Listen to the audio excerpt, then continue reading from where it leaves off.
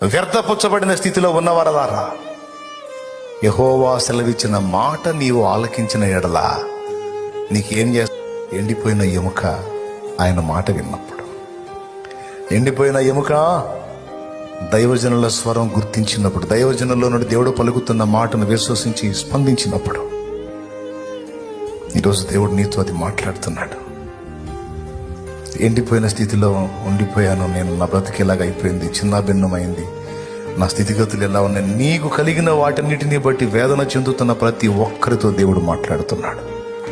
నీ జీవితంలో నీకు ఎదురవుతున్నటువంటి పరిస్థితులన్నీ చిన్న భిన్నం, గలిబిలి, గందరగోళంగా కనపడుతుంటే నేను పిచ్చోడు అనుకుంటున్నావు. పిచ్చోడా, నా చర్యలన్నిట న్యాయం ఉంటుంది, సహేతుకమైన కారణం ఉంటుంది. నేను జరిగించే ఏ చర్య కూడా వెర్రిమొర్రె చర్య కాదు. వెర్రిమొర్రె చర్య కాదు, ప్రతిదానికి అర్థం. నీవు గుర్తించు.